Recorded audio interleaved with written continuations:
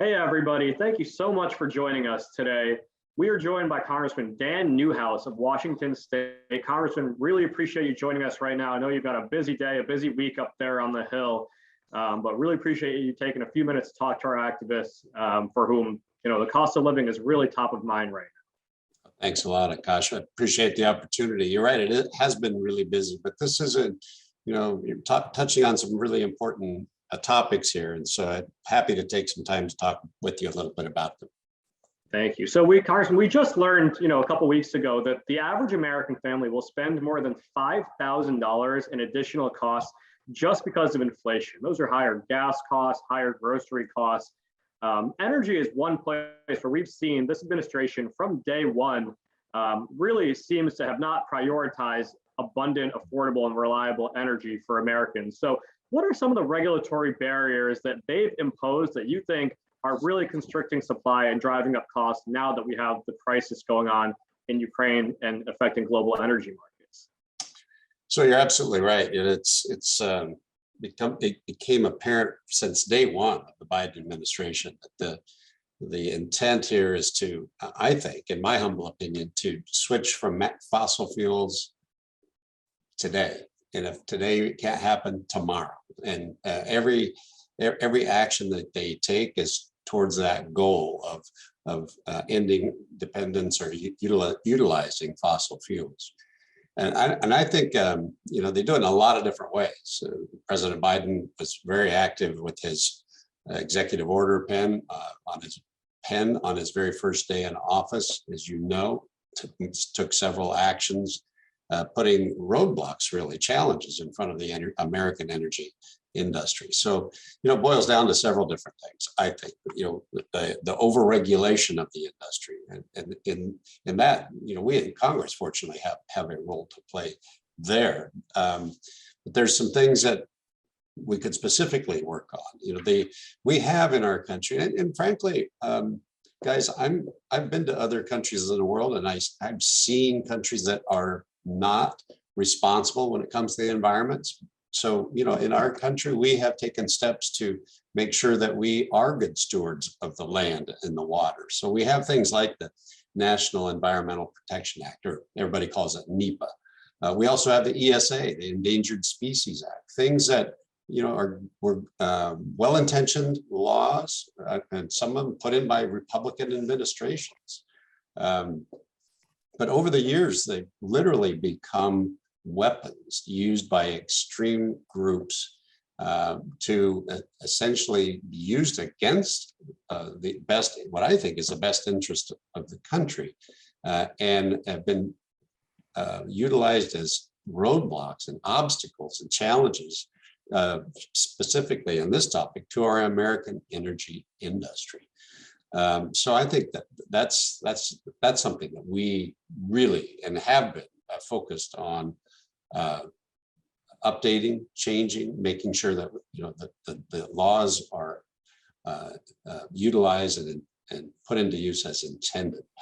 As you know, I'm chairman of the Western Caucus, or if you didn't know, I'll let you know that I am. I'm very proud about that. We have a very active group of about 75 members in Congress. And we just hosted something that we called March was our permitting month. And we highlighted instances around the country of where permitting and regulatory delays have impacted negatively our rural communities and the environment, because they have a detrimental impact. When you don't let industry or communities move forward on projects and efforts to improve how they do business and improve the practices that they put into place, the bottom line is that what suffers the most is the environment. We shouldn't have to wait decades for new energy projects or permits to be issued in order to be able to responsibly develop the new mineral deposits, new energy sources. Other countries have figured this out. Our neighbors to the north, Canada, the amount of time it takes to get an energy project, for instance, permitted in Canada is less than half of what it takes in the United States. And they are just as committed and conscious about their environment as we are. And so I think there's a lot of things that we can do better. The one thing, the bottom line here is industry needs certainty. We can't expect people to invest in projects, to take a long-term approach when they don't have certainty of what the government is gonna do to them, and put at risk the investments that are necessary for many of these things to happen. Kind of going on here, but one example that just is I think what you could call a glaring example of federal overreach. I mean, this is the most egregious federal overreach, regulatorily speaking, I think, in history, and that's what's called the waters of the United States. It's a regulation that it's been in courts. It's been going back and forth between Republican administrations and Democratic administrations. Now with President Biden in office, we're back to what I would call a 2015 Obama era regulatory climate, and like I said, this is the biggest overreach that we've seen in this country in the regulatory world ever. As you can imagine, the Western Caucus has been working very hard on this issue. We're trying again to give certainty to farmers, to ranchers, to landowners, to businesses around the country that are impacted by this negative regulatory effort. In fact, I recently led a letter that was signed by over 200 members of Congress, calling on the administration to stop what they're doing in this rulemaking area until the Supreme Court comes down with their ruling, which we anticipate very, very soon. It just does not make sense to me that we would subject our communities to this back and forth kind of a, their heads are whirling back and forth. What do we do? There's no certainty in this world. We've got to end this endless cycle of lawsuits and really hampering our economic growth in this country. So lots of things that we can do here in Congress. Absolutely. Thank you, Congressman. I want to bring in Abby Tardiff. She's our energy and regulatory expert here at Americans for Prosperity. And I'm glad you brought up WOTUS, NEPA, ESA. These are just acronyms to a lot of the American people, right? These are really complex. A lot of them are antiquated laws. And it kind of seems like it's death by 1,000 cuts. There's no kind of one thing. There's several issues like this that are really creating problems for farmers, ranchers, the energy industry. So Abby, as we look at things like NEPA, ESA, WOTUS, what are some of the reforms that we want to advance that can help kind of free things up for the economy and create some of that certainty that Congressman Newhouse is talking about? Yeah, so right now in Congress, Senator Lee has introduced the Unshackle Act, which is NEPA reform, which we believe is really important, that needs to be done. As the congressman stated, these environmental regulations that were started in good faith have now been really used as a weapon against new energy infrastructure, and whether that be oil and gas infrastructure or renewable infrastructure, it can really be utilized to hurt these projects and tie them up in litigation for years and end up being so costly that they have to walk away from a project before it's even done. So I think that we're really looking to try and get some reforms made to these decade-old regulatory barriers that are standing in the way of projects being able to be completed or get off the ground, and really that are hurting America from being energy abundant, and whether that be utilizing our natural resources or being able to utilize new innovative technologies that are becoming available. Yeah, that's fantastic. And Congressman Newhouse, I think one of the great ironies here, as you mentioned, not only does America process traditional energy more cleanly and transport it cleaner than other countries do, but as Abby mentioned, there's a lot of renewable energy sources that are being hindered by the same kind of regulations. But rather than remove some of those regulations, the administration and some of their progressive allies in the states, they're looking at any other way to kind of help people with lower gas prices, but they're almost gimmicks, right? So one of the things we heard President Biden say is that they'll release 1 million barrels from the strategic reserve per day for the next 6 months. Do you anticipate that having any impact on the price of gas when Americans are facing $4.30, and that really amounts to just a fraction of what we use? Well, it really does. I think I could be, correct me if I'm wrong, I think we use about 20 million barrels a day in the country.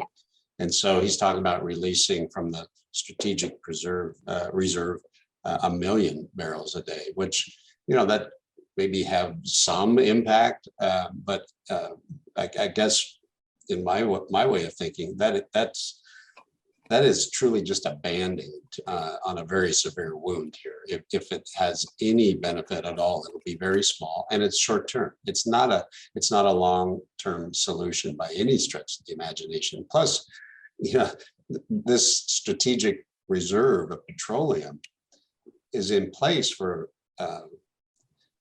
very real reasons. And they're not, the reasons we have that reserve is not to make up for bad policy decisions.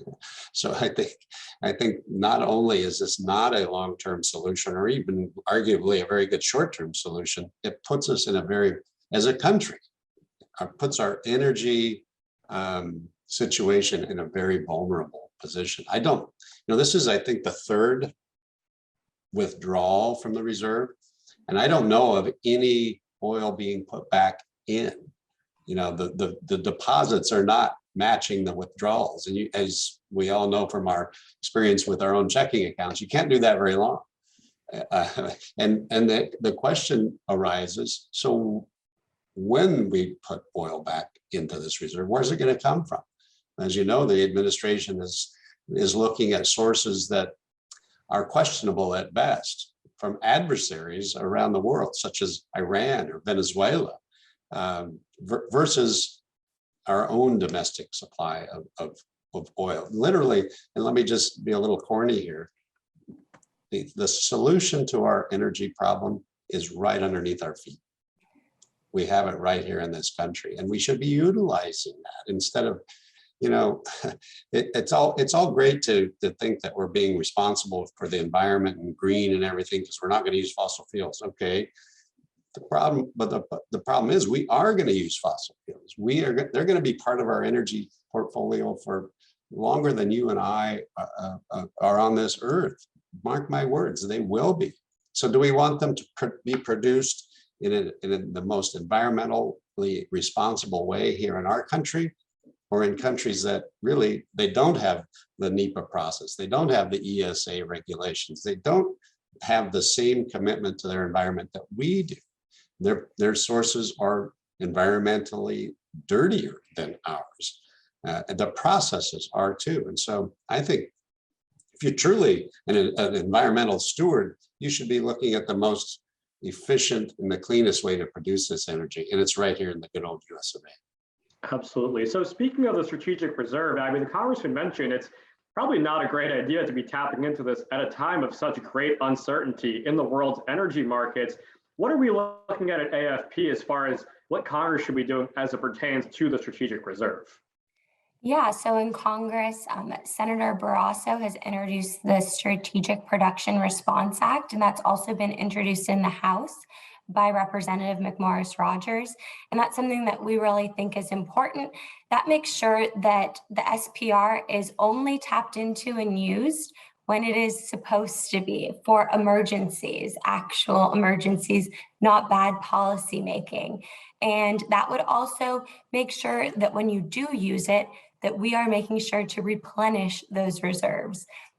Like the Congressman mentioned, there's a plan right now for the next 6 months to use 1 million barrels of that reserve a day. That's 183 million barrels over 6 months.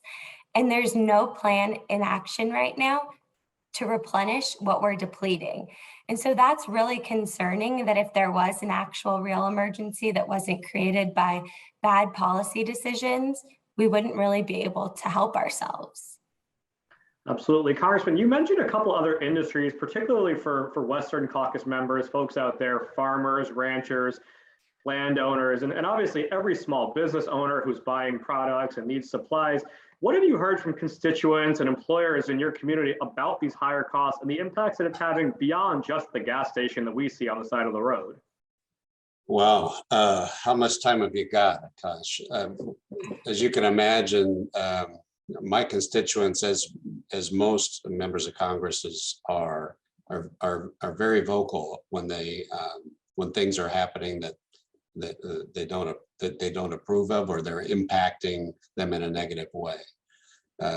We all have the constant reminder of seeing those high gas prices posted at our neighborhood gas stations, certainly, and that's a huge. You were talking about some of the increased cost of inflation, $5,000 a year to every family. That's an average, absolutely an average, but that takes away from other things that they, food on the table for one thing, other things that they should be or wanting to be paying for. But I hear, in my district in Central Washington, we're an agricultural based, natural resource based economy. The cost of producing food in this country now is going to skyrocket largely because of rising fuel costs, which drives so much, allows our industry to be successful having a reasonably priced energy, and it's not there. It impacts the cost of fertilizer, it impacts the production, the transportation, the processing of food products, and it's going to truly test the creativity of ag producers this year to be able to get through this in a successful way. It's the pressures on the bottom line on being profitable this year are huge. The supply chain issues we've had, all of the labor issues that we have, now the cost of energy going through the roof and all the inputs that are associated with that. This is going to be a tough year in ag country. And the result all Americans are going to see by increased food prices. I would suggest even the president is telling us that we're going to see food shortages, food scarcity in this country.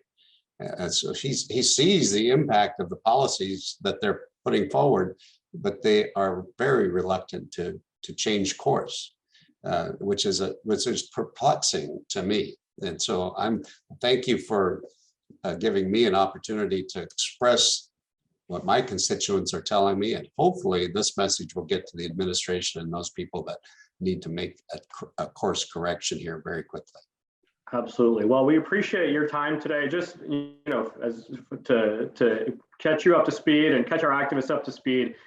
Just yesterday, AFP launched an 8-figure campaign. It's going to be in 9 states across the country, educating people about how these bad policies that Congressman Newhouse and Abby have talked about, how those are driving higher costs at the grocery store, at the gas station, because it really is, to your point, Congressman, it is vital that people see how bad policy is creating higher costs for them and their families, and how we do need a change of direction. So very much appreciate your time today. Appreciate your leadership in the Western Caucus and being an important voice on these issues. And we appreciate everyone else joining. Abby, thank you for your thoughts, and hope everyone has a great rest of the day. Well, thank you very much. Pleasure to be with you. Thank you, Congressman.